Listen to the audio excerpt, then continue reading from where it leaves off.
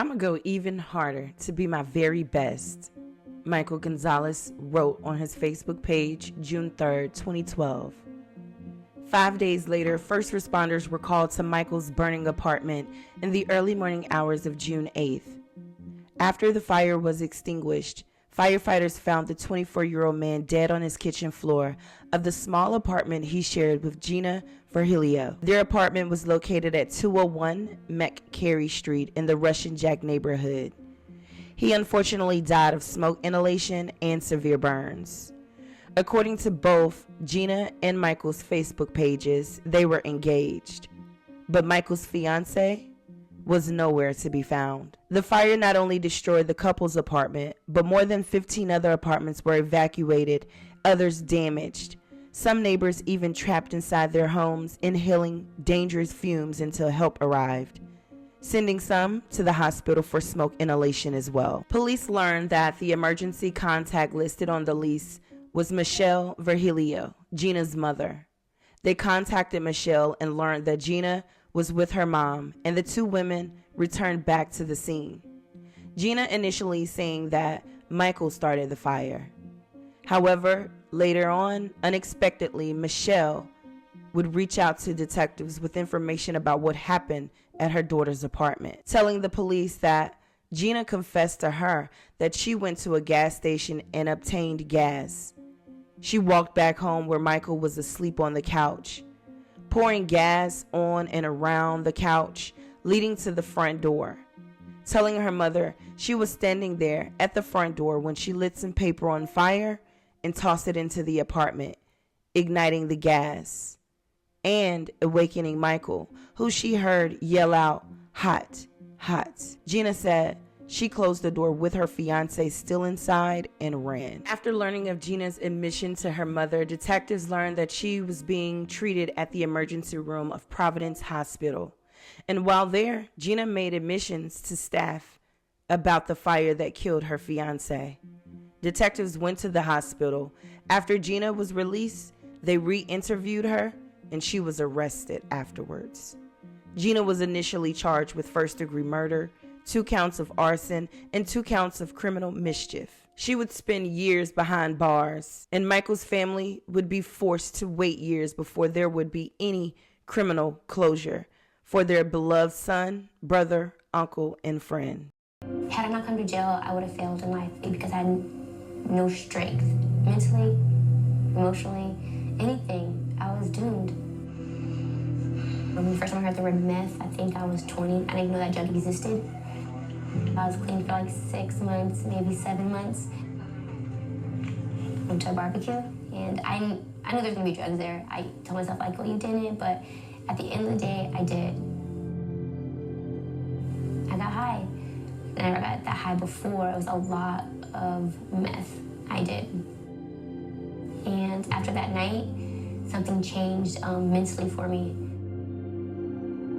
When you're in a psychosis, like, you get messages. I got messages from every single thing, all day, every day. I was going crazy. The Associated Press said Gina Vilio sat at the defense table with her public defender in October of 2019 with her head mostly down, as the family of Michael Gonzalez described her as a monster. Members of Michael's immediate family traveled from Milwaukee to share heart-wrenching victim impact statements at Gina's sentencing.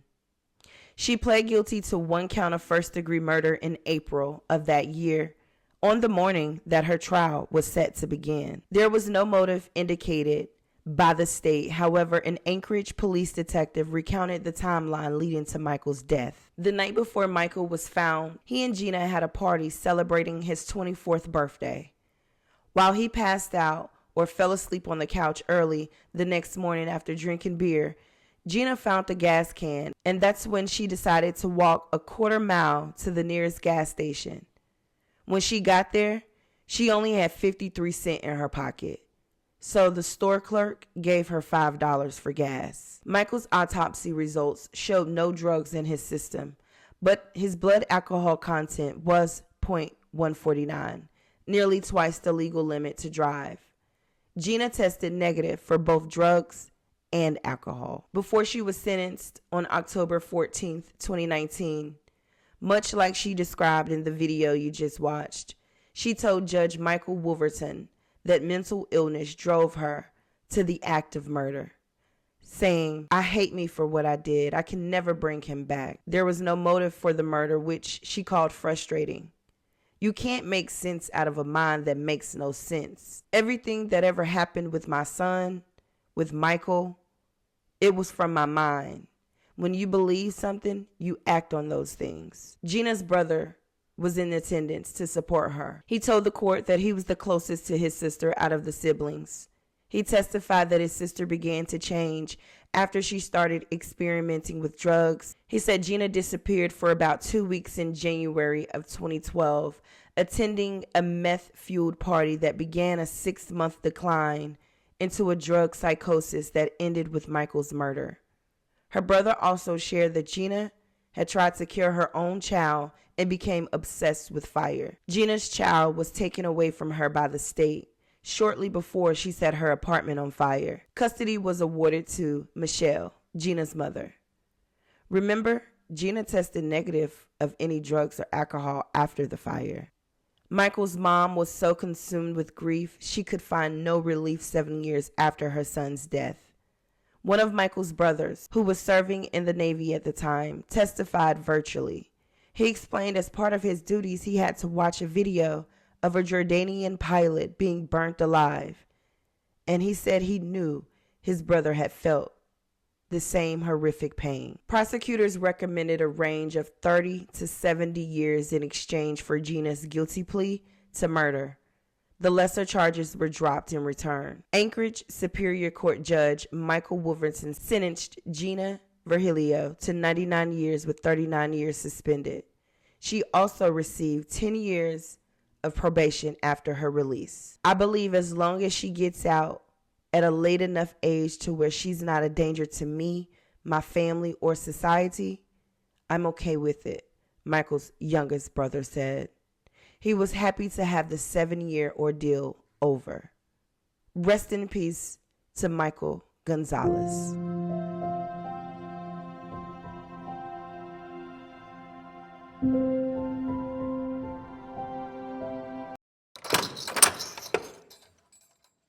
In 2015, Stephanie Bilecki called her boyfriend and her mother and told them her 4-month-old daughter Cheyenne was dead. 10 minutes later, just before her mother arrived, she called 911. Cheyenne, an otherwise healthy baby girl, had died, presumably from sudden infant death syndrome.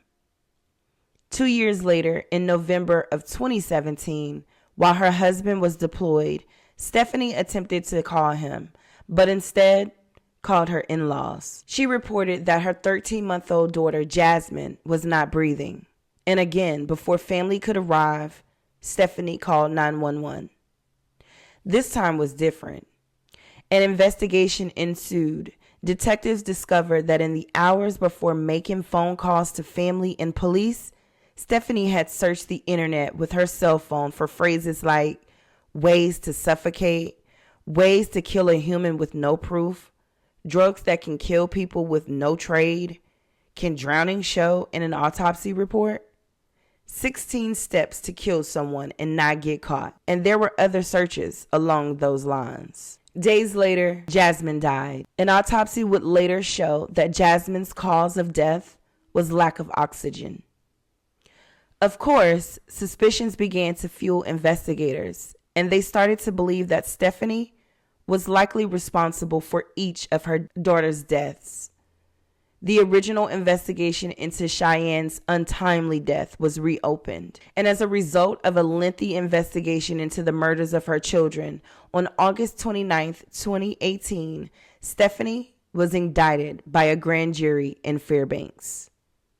Similar to Gina's case, years of legal proceedings ensued. It wouldn't be until August of 2024 that Stephanie pleaded guilty to 1 count of murder in the 2nd degree for each little girl. Superior Court Judge Patricia Haynes accepted her guilty plea. The state requested each murder be punished with 65 years, suspending 40 years for 1 count and 45 years suspended for the 2nd count. Victims who were utterly helpless and who relied on her, their mother, to protect them and meet their needs. As noted earlier, Ms. Bilecki did not commit these offenses under the influence of any substance or as the result of any known mental health diagnosis. It is difficult to conceive of more serious conduct constituting the offense of murder in the second degree than a mother's actions in deliberately taking the lives of a 4-month-old infant and a 13-month-old child in incidents 2 years apart. Ms. Bilecki has no prior criminal history. However, her likelihood of rehabilitation appears quite poor, since these offenses were not the product of substance abuse or any known specific mental health defect. There is no treatment the court can order to address the underlying causes of her conduct. As quoted earlier, the Court of Appeals has held that incidents of unexplained and unprovoked violence may indicate that an offender is seriously disturbed and unusually dangerous. That quote applies precisely to Ms. Bilecki. The 2 murders here were the epitome of unexplained and unprovoked violence against extremely vulnerable victims. In these circumstances, there is little, if any, hope for rehabilitation. Without any reason to believe that rehabilitation is likely, there is a strong need to confine Ms. Bilecki to prevent further harm to the public, and especially vulnerable children. When Ms. Bilecki is released in this case, she will be in late middle age, approaching senior citizen status. When she is released, there needs to be a significant amount of suspended time hanging over her head to deter her from engaging in any further criminal conduct. As to the circumstances of the offenses, the extent to which these murders harmed the victims cannot be overstated. She ended her children's lives, and she inflicted lasting, irreversible harm on the families. The sentence must address deterrence and is focused specifically with regard to the suspended time on deterring Ms. Bilecki when she is released. Her initial period of incarceration is for 45 years. The amount of suspended time hanging over her head should be for at least as long. The probation conditions are designed to protect vulnerable children who cannot protect themselves. A significant amount of suspended time hanging over her head is designed to deter her from violating the conditions. If she does violate them, she should understand that she will be risking incarceration, potentially for up to the rest of her life. The sentence must also reflect community condemnation and the reaffirmation of societal norms. And here, Ms. Bilecki murdered both of her children in 2 separate premeditated incidents. Finally, the court must consider restoration of the victim and the community. There is nothing the court can do or say that will restore or ameliorate the harm the victims and the families have suffered. Regardless of the sentence the court imposes, it will not bring these children back. The harm the defendant has inflicted is so serious that it cannot be undone.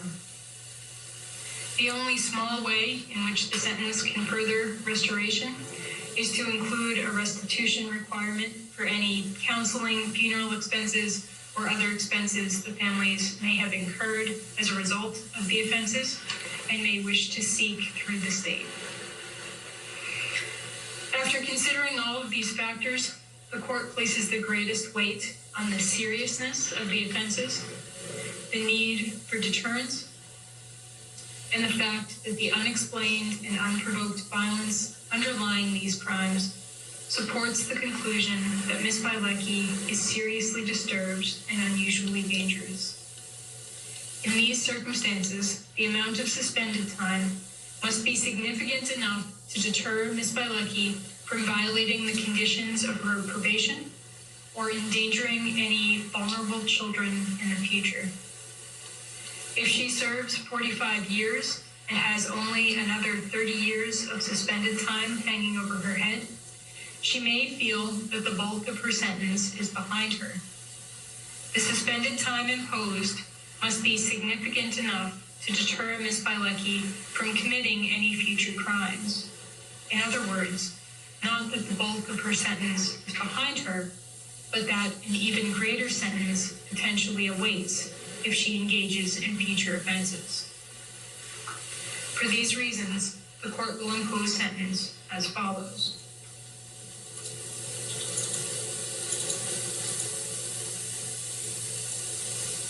On count 2, CTN 004, murder in the second degree, the sentence will be 65 years with 40 years suspended, 25 years to serve. On count 5, CTN 006, murder in the second degree, the sentence will be 65 years with 45 years suspended, 20 years to serve. Both the active time to serve and the suspended time will be consecutive. The composite sentence is 130 years with 85 years suspended, 45 years to serve. Ms. Bilecki will receive credit for time already served in this case. When Stephanie is released, she will be subject to a maximum of 10 years probation, and she will not be allowed to have unsupervised contact with minors under 16 in non-public locations. Rest in peace to both Cheyenne and Jasmine.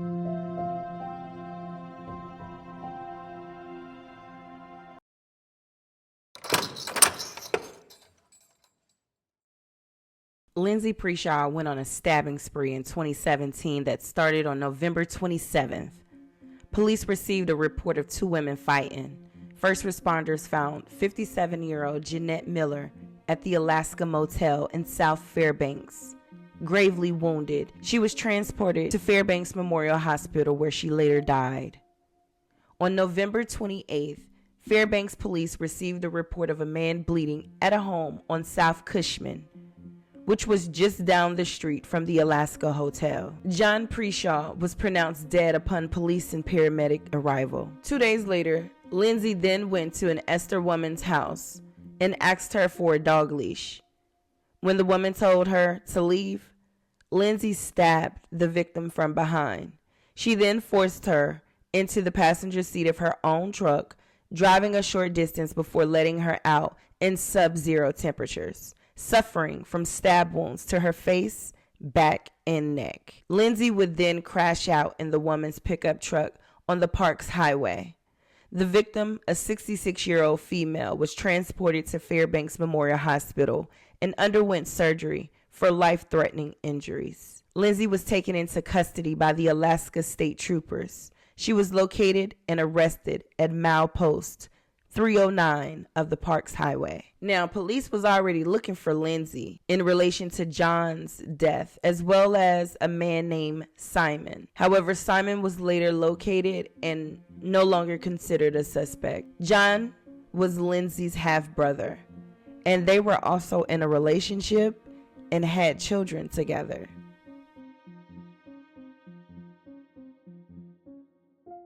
Lindsay Preshaw pleaded not guilty on 2 counts of first-degree murder for the deaths of Jeanette Miller and John Preshaw. Lindsay was indicted in 2018 for both Jeanette and John's murders.